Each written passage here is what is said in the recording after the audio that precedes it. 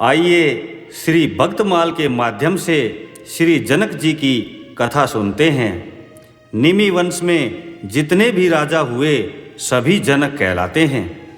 ब्रह्मज्ञानी होने से इन सब की विदेह संज्ञा भी थी, किंतु जनक के नाम से अधिक प्रसिद्ध सीता जी के पिता ही हुए। उनका यथार्थ नाम शीरध्वज था। शीरध्वज नाम का एक कारण है। शीर कहते हैं हल की नोक को। एक बार मिथिला देश में बड़ा अकाल पड़ा।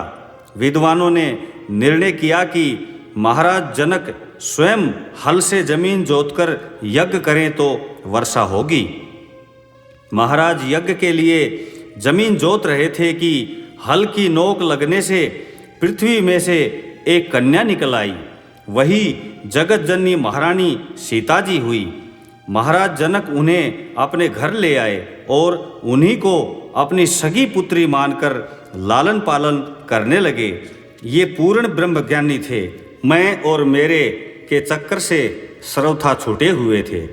वे सदा ब्रह्म रूप में स्थित रहते हुए भी प्रजा पालन का कार्य समुचित रूप से करते थे। बड़े बड़े ऋषि महर्षि इनके पास ज्ञान चर्चा करने तथा ब्रह्म ज्ञान सीखने आते थे।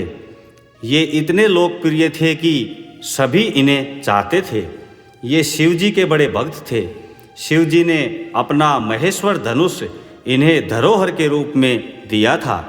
वह इनके घर में रखा था और उसकी पूजा होती थी। कहते हैं कि एक बार घर को लीपते समय श्री जानकी जी ने एक हाथ से उस प्रलयंकारी विशाल धनुष को उठा लिया और जमीन को लीपकर उसे फिर ज्यों का त्यों वहीं रख दिया। उसी समय महाराज ने प्रतिज्ञा की कि जो कोई हमारे इस महेश्वर धनुष को उठा लेगा उसी के साथ मैं सीता जी का विवाह करूंगा। श्री तुलसीकृत रामायण में जानकी का चरित्र बहुत ही संक्षिप्त रूप में वर्णित हुआ है, किंतु जितना चरित्र उनका अंकित हुआ है वह इतना सुंदर है कि उसमें गंभीर्य, तेज, विद्वता, ज्ञान, प्रेम आदि गुणों का अद्भुत सम्मिश्रण हुआ है।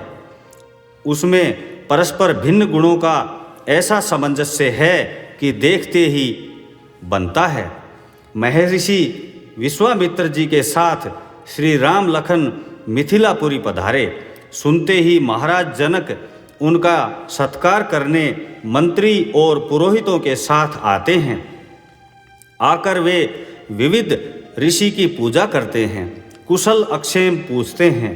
ऋषि ने राम लखन को पुष्प लेने भेज दिया था। इसी अवसर पर वे अनूप भूप किशोर आ जाते हैं। आहा, उन्हें देखकर ज्ञान शिरोमणि महाराज जनक की क्या दशा हो जाती है। मूर्ति मधुर मनोहर देखी, भयउ विदेहु विदेहु विशेषी। मन प्रेम में मगन है, शरीर की सुध बुध नहीं।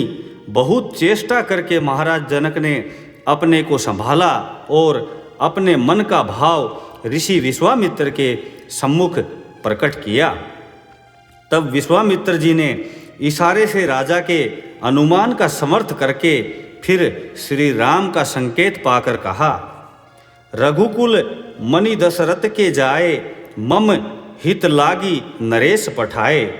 जब किसी राजा से धनुष टस से मस नहीं हुआ तब महाराज जनक ने सब राजाओं को संबोधन करके कहा, यह बात लक्ष्मण को बुरी लगी। उन्होंने बड़े जोरों से महाराज जनक की इस बात का विरोध किया। वृद्ध ब्रह्मज्ञानी राजऋषि को बालक लक्ष्मण ने डांट दिया। कहीं जनक जसी अनुचित बानी, विद्यमान रघुकुल बनी जानी।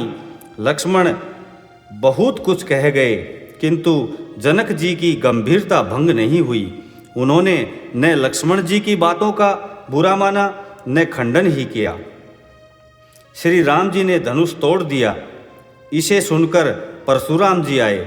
वे बहुत उछले कूदे, बड़ी बड़ी बातें कही, किंतु जनक जी एकदम तटस्थ ही बने रहे। वे समझते थे कि जिन्होंने इतने बड़े शिव धनुष को तोड़ दिया है, वे स्वयं इनसे समझबूझ कर लेंगे, हमें बीच में पड़ने की क्या ज़रूरत है। जब श्री राम जी वन को जाते हैं और भरत जी उन्हें मनाने के लिए चित्रकूट पहुंचते हैं तो वहां भी जनक जी के दर्शन होते हैं। उस समय की उनकी गंभीरता श्लाघनीय है। वे स्पष्ट यह भी नहीं कह सकते कि श्री राम जी अयोध्या लौट जाएं, क्योंकि लोग कहेंगे जनक जी ने जमाता का पक्ष लिया, और भरत के प्रेम को देखकर वे यह भी नहीं कह सकते कि भरत जी की बात न मानी जाए। अतः अपनी रानी से भरत जी की बहुत बड़ाई करते करते अंत में उन्होंने यही कहा, देवी परंतु भरत रघुबर की प्रीति प्रतीति जाई नहीं तर की। इससे उनके बीच में न बोलना ही उचित है। वे जो कुछ करेंगे वही ठीक होगा।